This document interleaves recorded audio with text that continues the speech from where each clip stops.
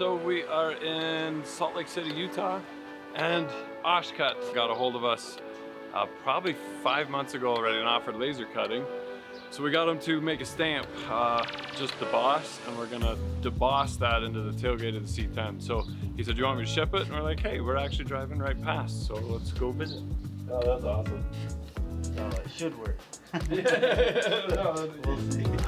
So this is Oshcut's 24 valve P pump. So is there a story behind the truck? I look at a Chevy as an engineer, and it just seems better engineer.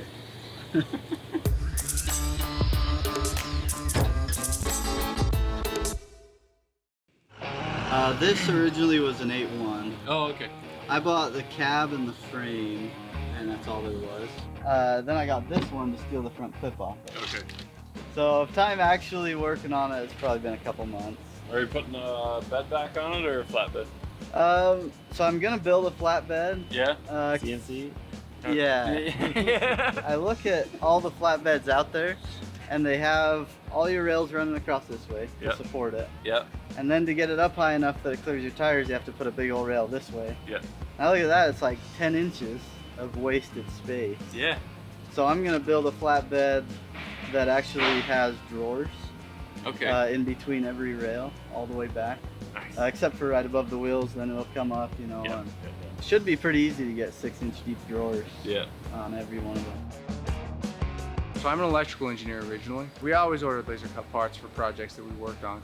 And we found the shops are they're decades behind, literally. And when I want a custom circuit board, I can go to 100 places online, upload my drawings, get an instant price, order it, and have it on my desk in a day if I want to. And there's 100 companies that do that.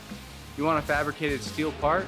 Yeah, good luck. Maybe they'll give you a quote in 2 or 3 days, and then you're 2 or 3 weeks out to get a part. So we wanted to fix that. That's why we started Oshcut.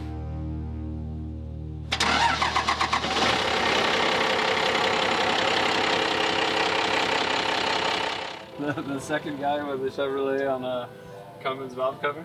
Yeah, I was looking for a long time for a way to attach it to the valve cover. Yeah.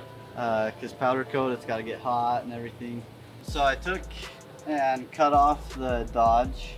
Yep. And their emblem. And then I actually laser cut all of that. And I was looking and looking, I tried aluminum solder, aluminum braze. Yep. And they're too small to weld. And so I finally was like, all right, well, maybe there's a good high temp epoxy. But JB Weld, it's actually, just had it all along. Had it all along. So these are the stock VP44 lines, and I rebent them. Oh, really? I had a tube bender, but the easiest thing to do was just take a torch, get it red hot, and you can control really well where it bends by the hottest point. Yeah. And you just kind of do it by hand. Really? Bend it around, yeah. So it's all just by hand. Yeah, because we bought kits for ours, and they're all nicely lined up, and then one is way off. I'm so disappointed in that. Yeah. It's nice because this is all lined up, and that's what you see. And they cross back here, right? But I can't see that. It looks perfect the way. Seriously, no, that's fantastic. This fuse box I pulled out of a junkyard. Yep. And then the engine wiring harness, there's a guy down over here that's got one. He's gonna sell me for 150 bucks. Nice. And it's just your oil and temp, and the did you put your low oil sensor in the pan? No. I probably will, but I haven't yet. Okay. That was the only thing that leaked on my pan. Yeah? Yeah, the low oil, ironically enough. So Speedo, did you have a speedometer? Not yet. No. You made your own mounts? Yes. Yeah. I just got a 4-inch turbo back exhaust for a Duramax, and ran it normal back there, and then just kind of rigged it up here. Nice. Ran stainless up here for everything. Yep.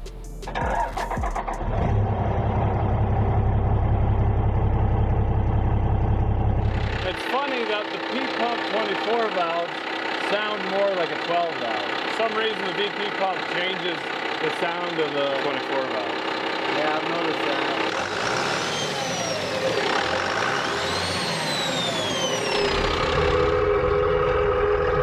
It's got a dual disc, a South Bend dual disc ceramic clutch. Nice. So it's kind of grabby.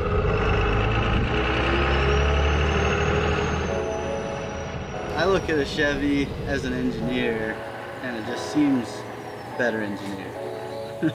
All the way across, I'm just like, I just think they're on top. And I find that the Cummins fits better in the Chevys than it does in the Dodges. There's more room.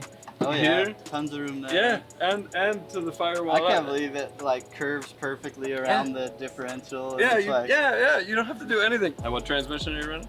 G56. Okay. I like the way it turned out because I like how smooth the G56 shifts and everything. Yeah. But I had to cut off the torsion bar cross member and move it back, and then I made extensions for the torsion bar. Oh yeah? Yeah. That's brave. It's 1 3/4 hex is what's on the torsion bars. So I got a big chunk of 1 3/4 chromoly. Yep. And then cut chunks of that, and then got a great big 1 3/4 extra deep well socket, and cut the back off of it so it's just a hex all the way through. Okay. And that just slides over and locks them together. These are the torsion bars, and that is actually just an 1 3/4 socket fitting around the hex, and then fit into the key right here. Sorry, the camera's not focusing, but that's pretty legit. This isn't the GM transfer case? No, that's a 273. It's actually off a Ford. So the Fords have a fixed output where if you have a hanger and the slip, then your hanger will go out really fast. Okay. Because it's like sharing the load back and forth. So I wanted the fixed, and the Ford's 273F for 300 bucks. Yeah. And then change the input shaft for 30 bucks. And you can't even get close to getting a 273D for a Dodge No. under 400 or 500 bucks. Yeah, that's right. So I was like, well, I guess I'll go with the Ford. Just online for the input shaft? Yeah, I got it off eBay. Okay, and then what about the bolt pattern to the G56? Same pattern. Oh, it's the same pattern. Yep. It bolts right up. So the only difference is the input shaft. Yeah. Nice. Ended up making a mount for the clutch pedal. So I was worried about the plastic one. Yeah. Did you watch me put the steel one in? Yeah. Yeah, so that one you just smash your pedal. The plastic one, you just take a Sawzall or zip cut and just cut it in half, and then it pops right out. And the steel one's in 2 pieces, so you can stick it up without doing anything. Okay. Yeah, and that's a guy in Lindsay actually that makes those. Yeah, we actually cut them for him. Oh yeah? Really? Yeah. Because I was looking at them and I was like, well, 300 bucks, you know, maybe I'll wait till mine breaks and then I'll swap it out. Yeah. One day we got an order and I was just pulling it up to cut it and everything. I was like, man, these parts look really familiar.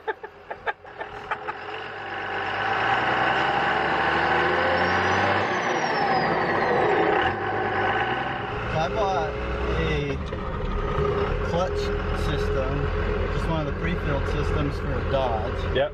So that I could steal the slave cylinder off of it. Because they have the bolts to hook to the firewall. I noticed that the bolts were hooked into metal, but the cylinder was plastic. So I was trying to figure out how they attach the two together. Okay. And I got looking at it and it's the twist lock. Yeah. And that twist lock fits into the Chevy. Yeah, yeah. I was like, oh, alright. So I just used the Dodge all the way around. Yeah, yeah.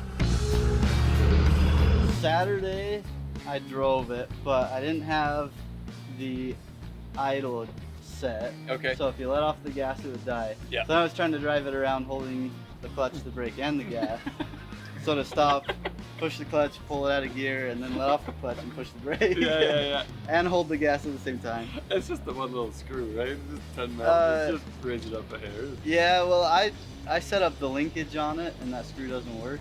Oh, okay. So, yeah, because I didn't want to pay 300 bucks for the stock linkage. Okay. So, like it was missing, or? yeah, I didn't have one. Oh, okay. So this is all laser cut and custom. Turned out pretty good. It's all really adjustable, so I could set it up for anything Okay. if I needed to. Nice. And then everything's on, anything that moves is on oil light bushings, so oil light bronze bushings. This was a late night at O'Reilly. Just get anything that'll fit. It's still the GM AC compressor?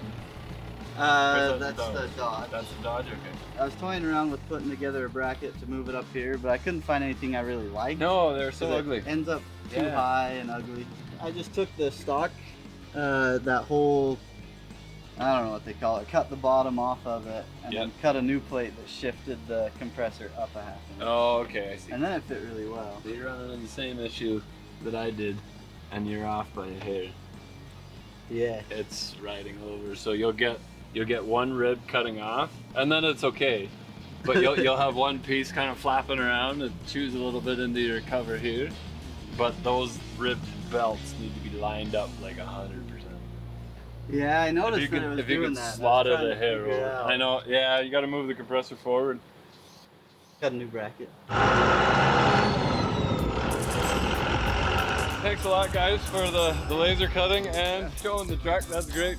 I need some updates on it when everything's together, and especially the flatbed. Yeah, for sure. I'll keep you posted on it. Awesome. Thanks again, guys. Sure thing. Thanks.